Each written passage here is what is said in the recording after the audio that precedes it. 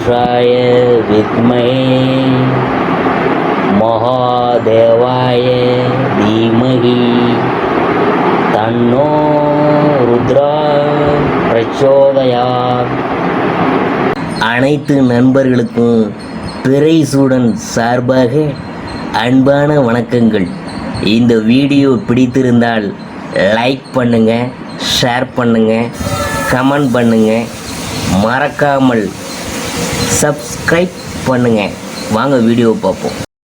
நீங்கள் எந்த கிழமையில் பிறந்தீங்க, அதனுடைய பலன்கள் எப்படி இருக்க போகுது, அதை பற்றி நாம் பார்க்கும்பொழுது ஒவ்வொருத்தவரும் எந்த ராசி எந்த நட்சத்திரத்தில் பிறந்தவராக இருந்தாலும் பிறந்த கிழமையோட அமைப்பாலும் சில பலன்களை கணிச்சு சொல்கிறது சாத்தியம்னு கிரக வாசர சாஸ்திர சிந்தாமணி சொல்லுதுங்க. புராதன ஜோதிட கிரந்தங்களால் ஒரு பிரிவு மட்டுமே இந்த சாஸ்திர கணிப்புங்க. இந்த சாஸ்திரப்படி அவரவர் பிறந்த கிழமை எந்த கிரகத்தோட ஆதிக்கத்துக்கு உட்பட்டதோ அதை வச்சு பலன்களை சொல்ல முடியுங்க. அதே சமயம் அவரவர் பிறந்த நேரத்தில் அந்த கிரகத்தோட ஆளுமை எந்த அளவுக்கு இருந்தது என்பதை வச்சு இந்த பலன்கள் 50 முதல் 75% வரை பொருத்தமானதாக இருக்குங்க. திங்கட்கிழமை என்பது சந்திரனின் ஆதிக்க நாளாக அமையும். ஜோதிட சாஸ்திரத்தில் சந்திரன் மாத்ருகாரகன், மனோகாரகன் என்றெல்லாம் சொல்லப்பட்டு இருக்கும். சந்திரனின் ஒளிதான் சகல உயிர்களுக்கும் மகிழ்ச்சியை தருவது. அதனால்தான் எல்லா உயிர்களுமே செழிக்குன்னு புராணங்கள் சொல்லுது. மதியின் ஆதிக்கம் உள்ள கிழமைகளில் பிறந்த நீங்கள் பிறர் மனம் புண்படக்கூடாதுன்னு நினைக்கிற பெருந்தன்மையான குணம் உள்ளவங்களாக இருப்பீங்க என்பது ஜோதிட சாஸ்திர கூற்று. வசீகரமான பேச்சால் எதிரியையும் நட்பாக்கி கொள்ளும் திறமையும் உங்கள்கிட்ட இருக்குதுங்க. எல்லாருக்கும் உதவக்கூடிய மனப்பான்மை உள்ளவர் நீங்கள். எந்த செயலும் பிறருக்கு துன்பம் தராததாகவும் சட்டத்துக்கு நியாயத்துக்கும் உட்பட்டதாகவும் இருக்கணும்னு நினைக்கிறவங்க நீங்கள்.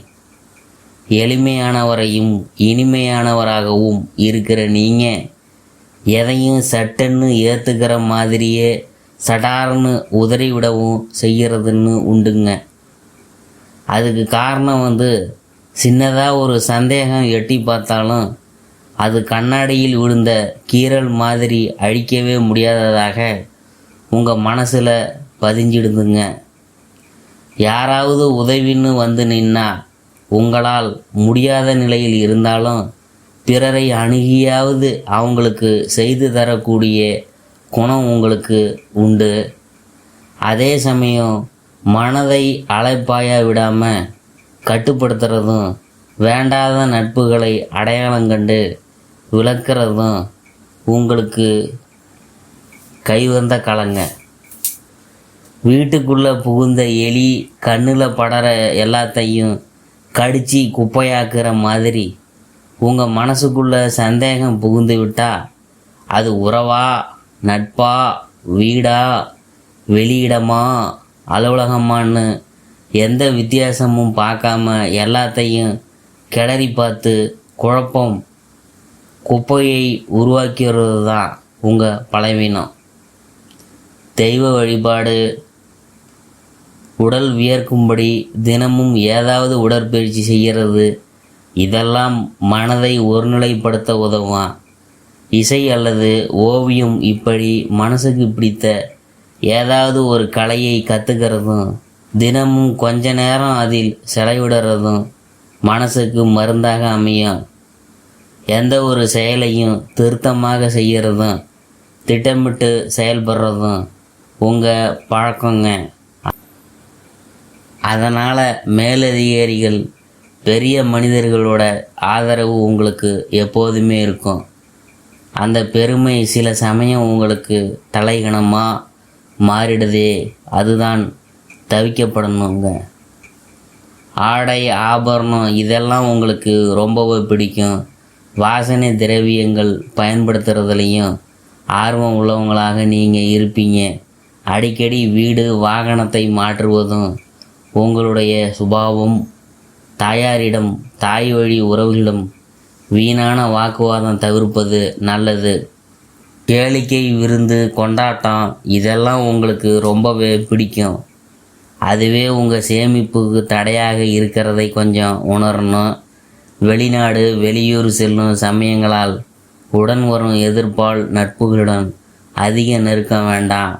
திங்கட்கிழமை பிறந்த உங்களுக்கு 2, 7, 11, 16, 20, 25, 29 இந்த தேதிகள் எல்லாம் கூடுதல் நன்மை தரக்கூடியதாக அமையும்.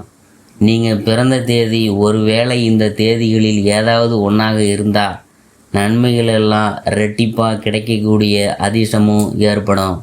உங்களுடைய புதிய முயற்சிகள் எதுவாக இருந்தாலும் இந்த தேதிகளில் ஏதாவது ஒன்றில் ஆரம்பிக்கிறது நல்லது. அது பௌர்ணமி தினமாக அமைஞ்சால் கூடுதலாக நல்லது நடக்கும். உங்களுக்கு 20, 29, 38, 47, 56, 65, 74, 83 வயது நடக்கும் காலகட்டங்களில் உங்கள் வாழ்நாளில் எதிர்பாராத அதிர்ஷ்டம், யோகம், ஏற்றம், மாற்றம், நன்மைகள், அனுகூலமான பிராப்தங்கள் தரக்கூடியமாக அமையும்.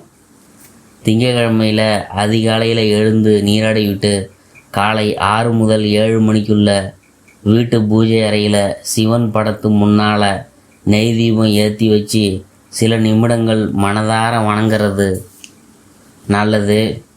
அன்று மாலை நேரத்தில் முடிஞ்சால் சிவாலயம் போங்க. நவகிரக சன்னதியில் சந்திரனை மறக்காமல் கும்பிடுங்க. திங்கட்கிழமையில் இரவு அரிசி உணவை தவிருங்க. குளிர்ச்சியான உணவுப் பொருள்களை பயன்படுத்துவதை குறையுங்க. மன அழுத்த பிரச்சனைகள் உடனே கவனிக்கணுங்க. இதெல்லாம் நீங்கள் ஆரோக்கியமாக இருக்க அவசியமுங்க. வாழ்நாள் முழுக்க நன்மைகள் தொடர வருஷத்துக்கு ஒரு முறை கைலாசம் சென்று சுவாமி அம்பாளை வணங்குங்க. சீரும் சிறப்புமாக